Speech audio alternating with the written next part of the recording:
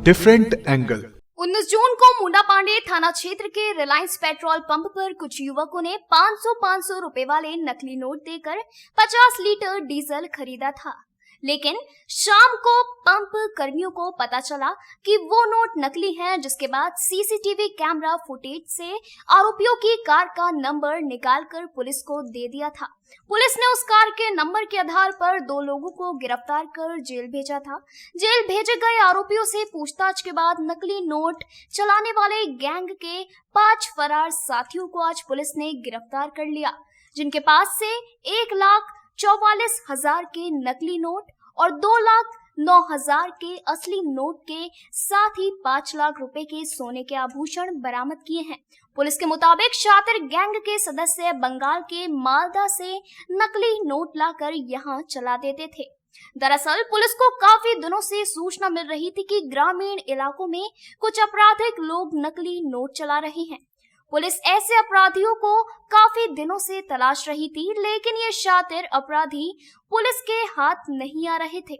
19 जून को अपराधियों ने मुंडा पांडे थाना इलाके के दिल्ली लखनऊ हाईवे पर रिलायंस पेट्रोल पंप पर नकली नोट देकर 50 लीटर डीजल खरीदा, तो पुलिस को सीसीटीवी फुटेज से अपराधियों की कार का नंबर मिल गया।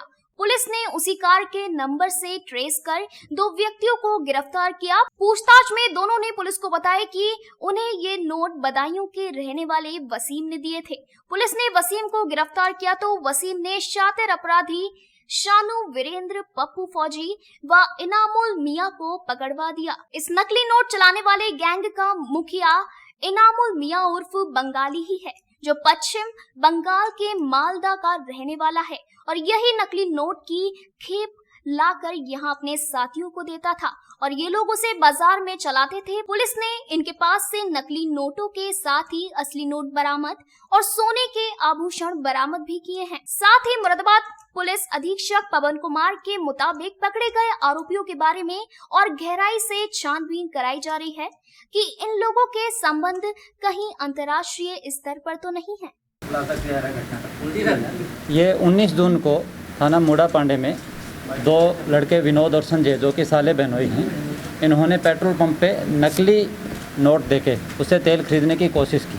तो पेट्रोल पंप को मालिक को शक हुआ, वहाँ पे जो ऑपरेटर हैं उनको, तो उन्होंने इसकी जब जानकारी की तो उसी पश्चात ये दोनों अभियुक्त वहाँ से भाग गए और उसी क्रम में मुकदमा लिखते हुए उन दोनों की गिरफ्तारी की।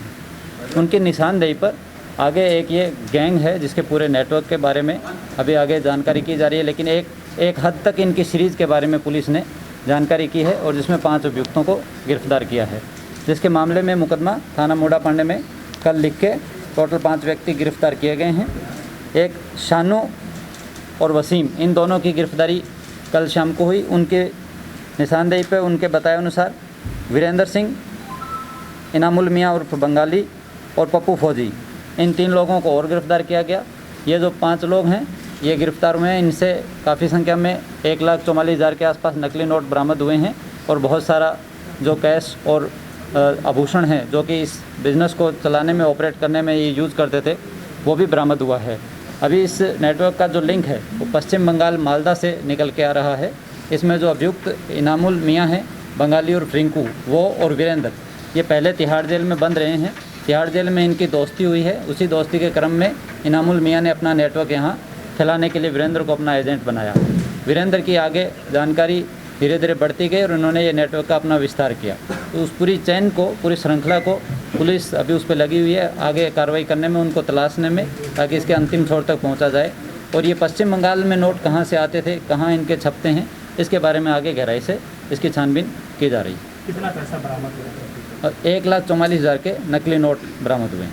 सर, इनका नेटवर्क कहाँ फैला है, किन राज्यों में? अभी इसके बारे में डिटेल जानकारी करना बाकी है। पूछताछ हुई है जिसमें पता चला है कि बंगाल से लेकर दिल्ली तक इनका नेटवर्क है और दिल्ली के बाद आसपास के राज्यों में ये अपना नेटवर्क चलाते हैं, जिसमें पंजाब, हरियाणा और उत्तर प्रदेश, यहाँ तक की अभी तक बात आई है। इसके अलावा और कहाँ कहाँ है उसके बारे में पुख्ता जानकारी उपलब्ध करवाई जाएगी, जिसकी पूछताछ चल रही है। आपराधिक इतिहास है? हाँ, इनके आपराधिक इतिहास हैं। पहले जो इनामुल मियां हैं, जो मेन इसमें है, जो बंगाल से पैसे लेकर आते हैं, वो तिहाड़ जेल में बंद रहे हैं। और जो वीरेंद्र हैं वो नारकोटिक्स का भी काम करते हैं। वो नारकोटिक्स के मामले में दिल्ली पुलिस ने उनको गिरफ्तार करके तिहाड़ जेल में भेजा था। तो जहाँ पे ये ऑलरेडी जेल में बंद थे और वहाँ से इनका ये आगे नेटवर्क शुरू हुआ है। कब से नेटवर्क नहीं, इसके बारे में अभी कोई सूचना इस तरीके की नहीं है कि क्या अंतर्राष्ट्रीय स्तर पे इनका कोई संबंध है या नहीं है। उसके बारे में डिटेल से छानबीन की जाएगी। जैसे चुनाव आने वाले हैं, तो चुनाव में कहीं ना कहीं ऐसा तो नहीं है कि इनकी सरगर्मियाँ देखी जा रही हैं, चुनाव में कहीं पैसा देते हों, नकली नोट देते हों, ऐसा कुछ नहीं, अभी जिस मात्रा में ये जितनी बड़ी रकम बरामद हुई है और जिन जिन अभियुक्तों से संख्या बरामद हुई है, उससे ऐसा कोई प्रतीत नहीं हो रहा है कि चुनाव में कहीं नकली नोट का है। ये अपने जो नोट हैं, जैसे 10,000 के नोट इनको मिलते थे असली देके, इनको 12,000 के नकली नोट मिलते थे, जिससे अपना ये घरेलू कामकाज में और उसको आगे दूसरे लोगों को देने में, इस नेटवर्क को फैलाने में, जितना बड़ा नेटवर्क इनका बनेगा उतनी ही इनकी सर्कुलेशन बढ़ेगा। इसके लिए ये प्रयासरत है। सर, आरोपियों का एजुकेशन प्रोफाइल क्या है? एजुकेशन प्रोफाइल अभी तक इनके बारे में जानकारी हमने की नहीं है, इसके बारे में अभी देखा जाएगा। लेकिन इस बिज़नेस को करने के लिए इनके एजुकेशन प्रोफाइल का बहुत महत्व नहीं है।